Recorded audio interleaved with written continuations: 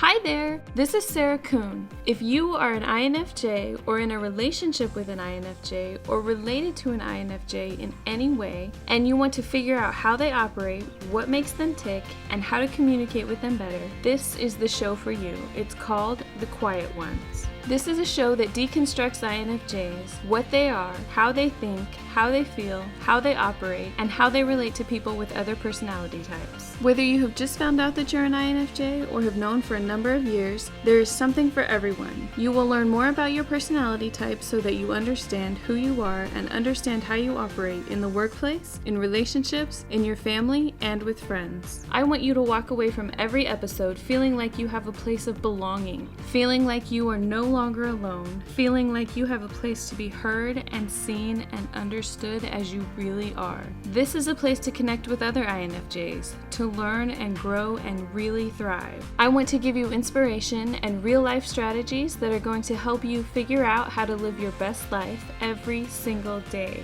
Though INFJs are very rare, you are not alone in this world. You are not the only one who thinks the way that you do and feels the way that you do. Hear from real INFJs just like you. Hi there, I'm Sarah Kuhn. Welcome to another episode of The Quiet Ones. I am so excited for this episode, you guys. We are talking to Ross Rosenberg, who wrote The Human Magnet Syndrome, which is all about surviving narcissistic abuse. It is a book that has really changed my life. Everything started to make sense once I read that book. Things like, for me personally, being attracted to narcissistic people, not only in relationships, but bosses and friendships. And I had no idea why I was like that. And then I read this book and I'm like, oh, that makes so much sense. And I know that I talk to a lot of the listeners, and I talk to a lot of people who find me through my blog and through my Instagram, and they ask me the same questions. Like, why am I attracted to toxic people? Why am I attracted to narcissists? How do I get past this? How do I get over it? And the good news is that Ross has all of the answers for us. So without further ado, we're going to get straight to the interview. Today, we're talking to Ross Rosenberg, who's the author of The Human Magnet Syndrome. Thank you so much for being here. Oh, I'm so glad to be here. Thank you for inviting me, Sarah. I read your book towards the end of last year, and I have to tell you, it's really changed my life. The book, there's so much in there that I identify with, and it explains so much for me. I spent so much of my life being attracted to narcissists like a magnet, not only in relationships, but in jobs and in friendships. And now that I have this podcast and blog, there are so many people who come to me who have the same problems. So it's been a really, really amazing resource for me. Can you tell us what the human magnet syndrome is? Yeah, the human magnet syndrome, the idea is, actually I should start off and say it's kind of a piece of me. I had to figure out why I kept falling in love and marrying people that seemed so nice in the beginning, so beautiful, so lovable, so attractive, and the relationships felt so natural, so easy, and then it would devolve into dysfunction, difficulty, harm, and so as my dad would say, what starts off as a soulmate would end up as a cellmate, and so I just couldn't deal with the shame, being a psychotherapist, that me, a guy who tries to help people solve their problems and, couples therapy, marital therapy, and yet I kept falling in love with these harmful women. So I dug really, really deep in my own therapy and started to realize that there are forces inside of us that compels us to find a partner who feels right, who is a perfect fit. Kind of like a dancing couple. You got a leader and you got a follower. And if the dance is going to feel right, the two have to be matched, and they're opposite. They have their opposite roles. And if they both want to dance, they will be attracted to each other. So then came this idea of these codependents who are selfless, altruistic, patient, kind, giving. They always seem to fall in love with this harmful person. But the harmful person is the opposite. They're self-centered. they're taking, they're entitled, they're controlling. And I came up with this idea that unconsciously, codependents are attracted to their opposite narcissists, like magnets. Magnets, you got the North Pole is always attracted to the South Pole. If you have two magnets that are north and north, they push each other away. So the human magnet syndrome became the idea that explained to the world why codependents reflexively, predictably, and habitually fall in love with narcissists. Yeah, it happens so much to me, honestly. And you said in your book too that there's a reason for it. Oh, absolutely. Absolutely. You know, it's not a coincidence that my book, The Human Magnet Syndrome, has sold 100,000 copies and is in 7 languages. And my YouTube channel has like 16 million views. It's not because anything other than these ideas are helping people understand who they are. And if you understand who you are and why you keep falling in love with the same person, as my therapist once told me, you know, she said, Ross, you're falling in love with the same person, but with a different face. Or she would tell me, the problem is you have a broken picker. My friends tell me that about the jobs that I have. Oh, yeah. You have the same terrible job over and over again. You have the same terrible boss over and over again. And the problem is you. The human magnet syndrome can be generalized or applied to all relationships, romantic, family, and workplace. But to understand why codependents, or what I now call people with self-love deficit disorder, or the individual is the person who's self-love deficient, who I call the SLD, and we'll talk about that later, why I changed the name. The reason that they, in this dance, that they feel so comfortable with is that almost all SLDs or codependents were born in families in which they suffered attachment trauma, which is early childhood trauma, because one of their parents was a pathological narcissist, had a personality disorder that had a narcissistic core. And when you are born to a pathological narcissist, there's 2 paths you can take as a child. You can figure out how to be the child that the narcissist always wanted and be the trophy child, the pleasing child, the child that feels like a gift to the narcissist. If you can somehow mold yourself into the prince, the princess, the overachiever, the quiet one, the handsome, the beautiful one, somehow you can mold yourself to be the extension of the narcissist, then in your childhood, you get conditional love. If you please the narcissist, if you don't anger the narcissist, if you don't disappoint the narcissist, say it's your dad, then you are the center of that narcissist's life. And you learn early on that to be loved, you have to make someone happy while dismissing your own natural inclination to be yourself. Now, on the other hand, since codependency or self-love deficit disorder is caused during a child's attachment process, if in the same family, a sibling who cannot find a way to please their parent, who can't be the apple of their eye, the loved, the child, and that child, like any other person, will trigger the narcissist with a narcissistic injury. The narcissist needs children to feel good about themselves. And the child that can't make them feel good is going to be at the losing end of their attention. They're going to either be ignored, they're going to be a target for their anger, they're going to trigger narcissistic injuries. So that child's attachment phase, which is so important in the development of humans from age 0 to around 7, is going to be dangerous and harsh and broken. And that child is going to grow up with what I call the relationship template, that you're not lovable for being yourself, and the only person that's going to take care of you is yourself. So we look at every child's attachment process. A healthy parent makes a child naturally lovable because of unconditional love. The pathological narcissist, if the child can somehow be the pleasing or trophy child, they grow up with the relationship template that I am a human doing. If I can take care of someone, I'm lovable. And that morphs into the human magnet syndrome in adulthood.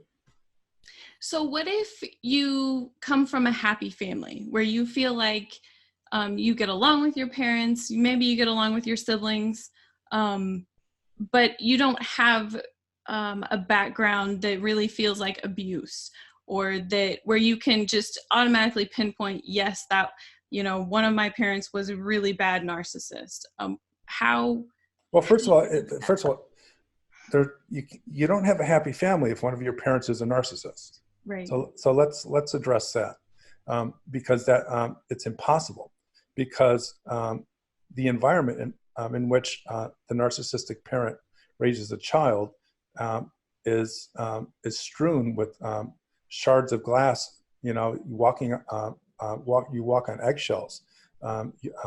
There's to be happy is to be free of the threat of harm, reaction, free of the threat of abandonment, free of the threat of conditional love. So there's no such thing of a happy childhood when a pathological narcissist is a parent.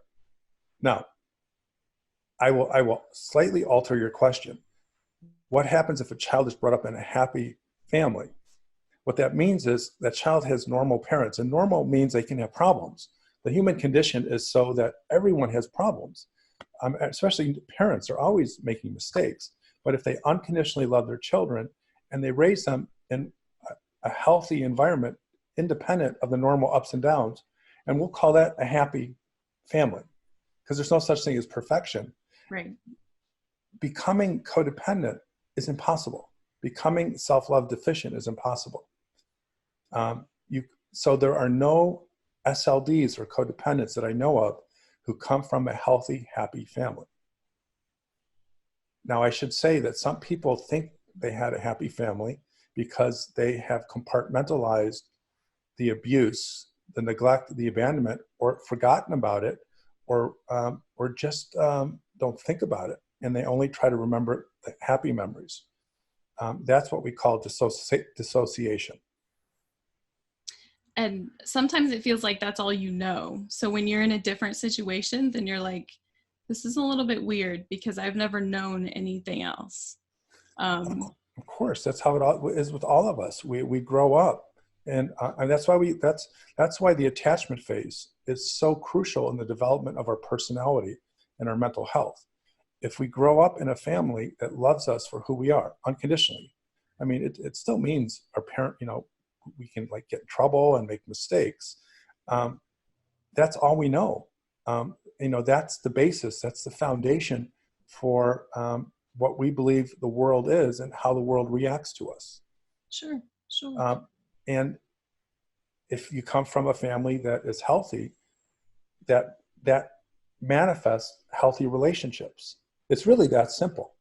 If you come from a family that's dysfunctional, and which includes a pathological narcissist parent, you're going to manifest that type of relationship in your romantic choices, your social choices, and sometimes in your professional choices. Yeah. Do you think that there are some people who are more prone to self-love deficit disorder? Some personality types, introverts, or people who are highly sensitive? The way that I understand and explain the development of self-love deficit disorder, codependency, the beginning of it, the cause, is attachment trauma caused by a childhood and adolescent experience of the harm that is unique to having a narcissistic parent. And usually because of the human magnet syndrome, if you have two parents, then the other one is codependent. And as people will discover when they read my book, they will start to understand that in any relationship, that when there's a narcissist, it's predictable that over 95% that the other partner will be an SLD or a codependent. And you know what? I forgot your question. I kind of got, so, oh yes. So with regard to personality type, we are all born biologically with certain genetically predetermined personality traits, characteristics. And so some like my son is shy. He's an introvert. There's the environment, his childhood had no bearing on him being shy or introverted. It's just, it's who we are. The environment will shape that introversion and make it insecure introversion, make it fearful, shame-based introversion, or the environment can shape that introversion or that shyness and make it confident, optimistic. And that's the difference between a shy or introverted person who is successful, who does not connect their beliefs and what they can or can't do and their introversion or shyness. It might be more difficult if they have a job or a career and where they have to meet people and form relationships, then they work harder. So introversion and shyness is independent of self-love deficit disorder. With that said, if you are born to be naturally shy or sensitive, some children are just more sensitive, and some, parents who have multiple children will all tell you, they have, one child right from the beginning, nothing bothered them. They'd fall, they get back up, and they were just, you can't tell me what to do. They were just born that way. And other children are just sensitive and, more, cautious and afraid to experiment. That often is also biological. So if you are sensitive and you're born with that predisposition, that genetically inherited trait, your experience in your attachment years will be more profound. So if you are a child from a dysfunctional family and one of your parents is a pathological narcissist and you are sensitive, I'm sensitive, my son is sensitive, we're born that way, you are going to experience everything more profoundly, more intensely. And that can have positive impact on the development of a person's personality, or negative. So there is a connection or a correlation between sensitivity and introversion or shyness in codependency, but they really are independent traits, because I've been working with codependents or MSLDs for my whole career, and they come from all shapes and sizes and flavors. I mean, shy, extrovert, talkative, non-talkative, Right. So you really don't think it has that much impact at all? It does not. I know for a fact that the cause of self-love deficit disorder or codependency has nothing to do with shyness or introversion. That is not a dysfunctional trait. It's only dysfunctional if the environment shames the person into feeling bad about themselves. There are so many people that are introverted and shy and sensitive that are really, really healthy. If you come from a family that embraces someone's shyness or introversion, life is more challenging for the introverted child. Life is more challenging for the shy child, for sure. Yeah. But it doesn't cause self-love deficit disorder. This is a significant psychological problem that is caused by attachment trauma, which is and I'll repeat myself, it caused from being raised by a pathological narcissist and believing that the only way you can be loved is by making another person happy, suspending your own needs, molding yourself into the version of a child that the parent wants. And that is highly traumatic and highly detrimental to a child's future mental health or relational health. Yeah. Yeah. It's really good for me to hear that it's not caused from that, because a lot of people make such a big deal about being an introvert, and it's almost like a stigma, and they tell you that you're wrong for being quiet. They tell you that you're wrong for being shy and all of these things, which is part of the reason why I started my blog and my podcast, is because I want to be able to tell people, this, it's not wrong. It's normal to be that way. And just it's absolutely normal. And the people, I want to suggest something to you. The people that are saying it's wrong to be an introvert, it's wrong to be shy or judgmental, what's up with them? Yeah. I mean, who says stuff like that? That's a judgmental person who doesn't have a lot of empathy. And I would suggest that they might have narcissistic qualities. Healthy people don't tell another person that they're wrong for who they are. I mean, think about that. I mean, that's just unacceptable. My son, Ben, was born shy. I'm shy. No one believes me, but you won't know that in these interviews. You won't know it in anything else. When it comes to meeting new people, but because of my confidence, because of my self-esteem, because of all the therapy I've been in, you can't. That shyness does not have a negative impact on my mental health. Yeah. But when I was a teen and in my 20s, when I was insecure, I felt unlikable or unlovable. That shyness supported my self-love deficit disorder. It supported my lack of self-esteem. It proved it. So when you have self-love, which is the opposite of codependency or self-love deficit disorder, and you're shy, they're not connected. It's just about understanding some people are short, some people are tall, some people have brown eyes, some people are shy, some people are extroverted. You embrace it and you live with it. So I think the important takeaway from this is that if you are shy, if you are sensitive, if you are an introvert, your listeners, your podcast viewers know this, that it's not a problem unless you have self-love deficiency or poor self-esteem. And I bet $1 million, and I say it rhetorically because I don't bet and I don't have $1 million accessible to me, unless you want to pay me for this interview. Right.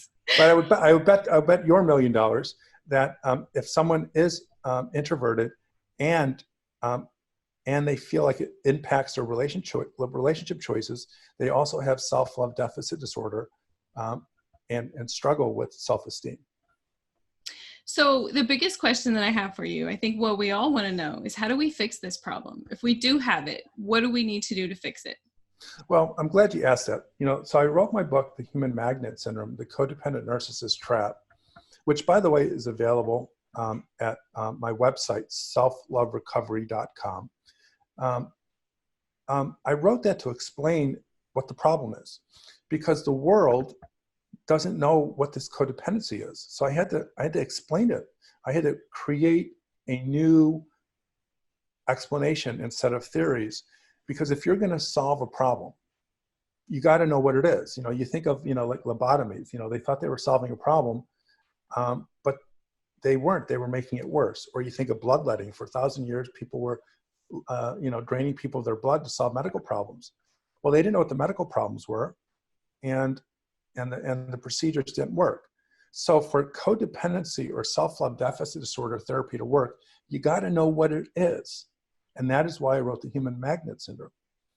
In fact, I wrote it twice in order to refine my ideas and theories. The resolution or the treatment for self-love deficit disorder is to understand what it is. And it's not the habits. It's not your choices and narcissistic partners. That's the symptoms. The cause has to be, is attachment trauma.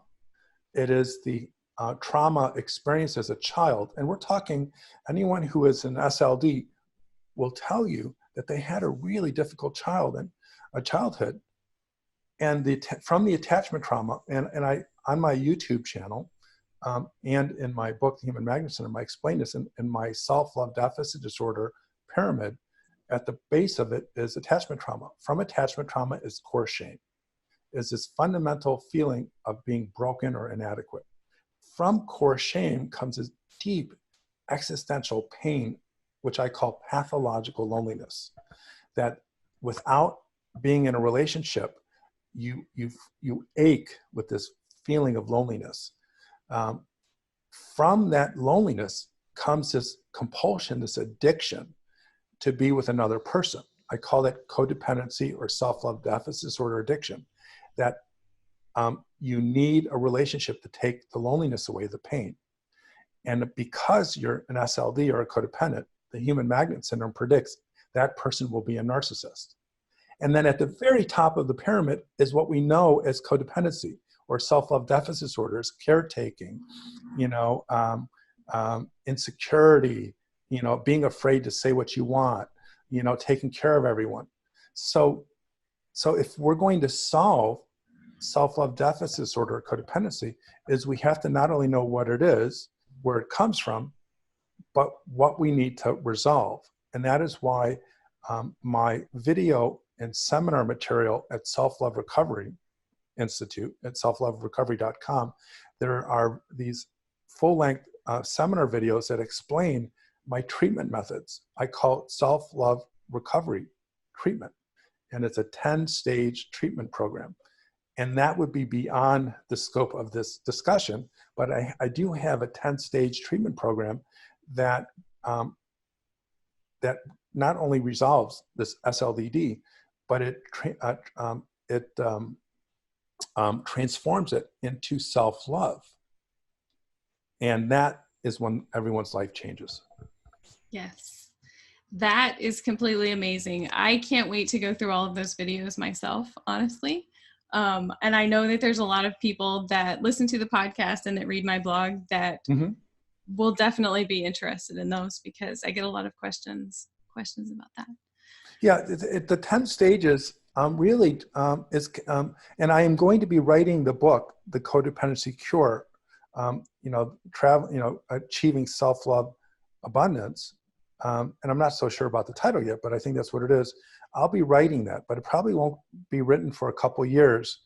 But as a psychotherapist, this is what I do. And I also have these weekend retreats that I have in the Chicago area.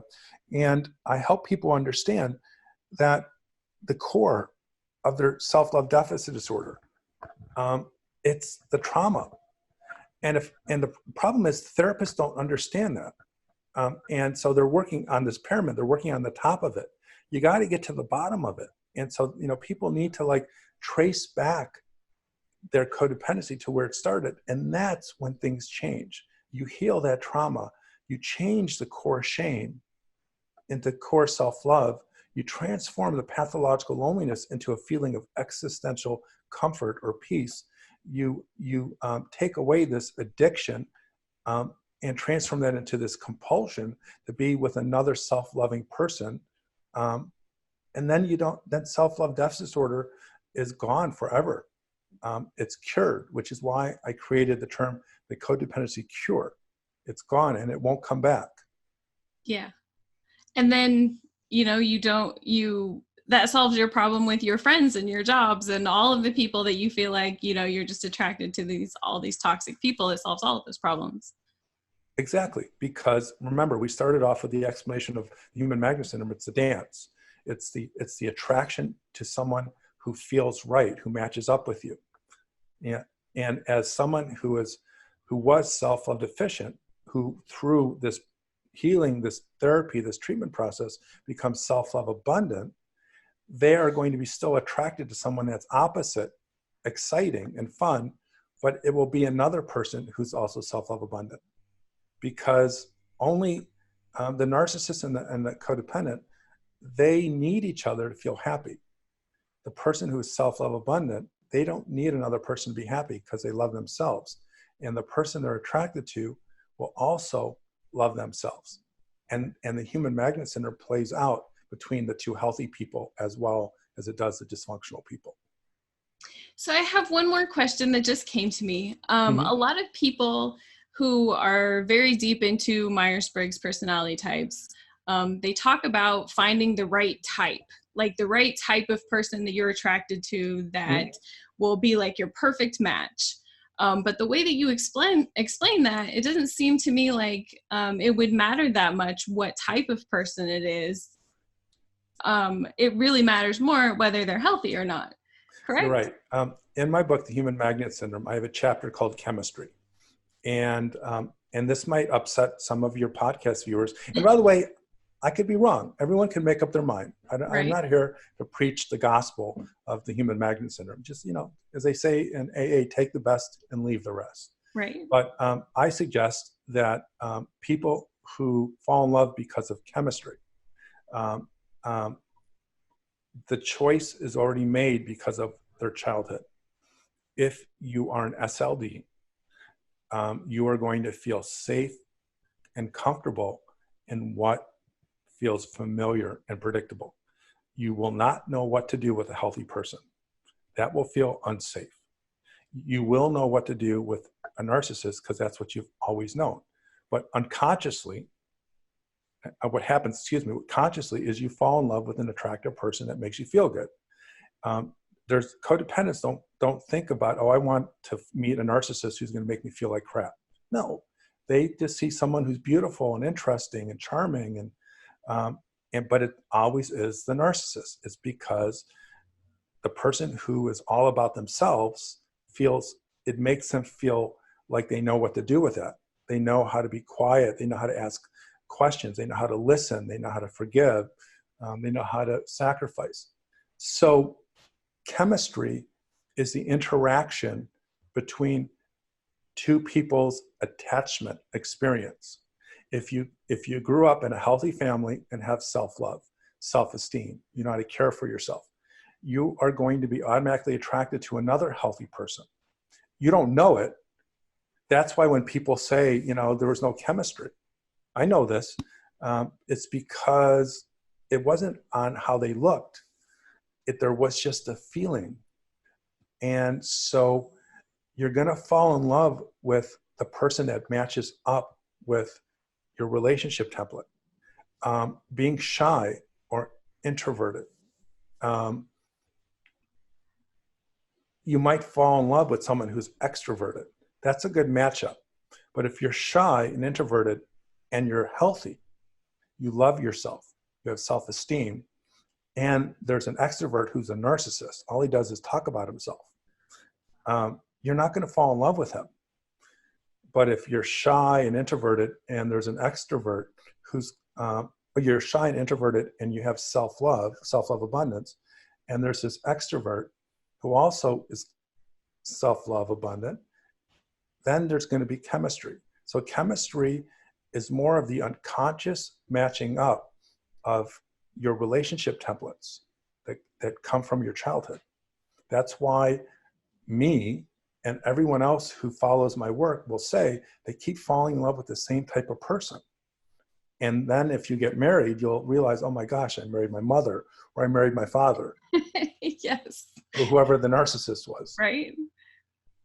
So I believe that what you guys talk about is really important to understand and to value and to celebrate your identities, your personalities. And it's so great that you created this place where people can have others who they can relate to. But within this, is it INFJ community, there are healthy INFJs, really healthy, and this is a continuum, and unhealthy, and the differences in who they choose as partners has nothing to do with being an INFJ. It's on their level of mental health related to being self-love abundant or self-love deficient. Yes, that makes so much sense. It makes so much sense when you explain it that way. I really appreciate you being on the show, honestly. There are so many people who ask me these questions, and you explain it way better than I can. Well, I'm glad. Otherwise you'd be talking to yourself. That's true. It doesn't work very well that way. And if I ever need someone to talk to about the Myers-Briggs, you're going to be the one. Yeah, Well, and tell people about INFJ and what that means and how you can benefit by understanding it and accepting it and finding your path to embrace it. You would be my definite resource. I appreciate that. So tell us where we can find you again. You can find me at the company I created, Self-Love Recovery Institute, at selfloverecovery.com. You can get my book there. You can we have our intensive weekend retreat information there, all of my upcoming seminars. By the way, I only give once a year, I give a live seminar, and I'm going to be giving a 3-day seminar in Stockbridge, Massachusetts, near Albany, New York, at the Kripalu Center, on February 29th and March 1st, on my Codependency Cure, which is, and that is 3 days. And so if anyone's interested, just go to selfloverecovery.com. You can get my books also at Amazon, but I always say get it at selfloverecovery.com because because of the way royalties and Amazon and everyone wanting to take their share out of my wallet. But, Right. but the bottom line is love yourself. And if you can love yourself and be self-love deficient, it just means you have to work. And whether that's through your resources, my resources, or everyone else, life is too short to not love yourself and to be on this hamster wheel in which you're always going to pick the type of person that might feel right, but eventually is going to hurt you. Yes, for sure. I've always thought that life is way too short, and I get stuck in these situations and I'm like, you know what? It's way too short. I got to figure this out. I have to figure out what the problem is and I have to figure out how to solve it. And now that I have, it's like I want to share that with everybody else so that everybody knows. Well, I'm so glad that you have this community and this podcast. I think you're doing great work, and I wish you the very best. Thank you. All right. I hope you guys enjoyed that interview as much as I did. I really enjoyed talking to Ross and learning about self-love deficit disorder. I read his book right here, The Human Magnet Syndrome. I actually have a copy of it on Audible as well. I listen to it sometimes in the car or when I'm at work. I like to listen to books as well. It is really life-changing. Definitely check him out on YouTube as well. There's tons of videos, tons of information.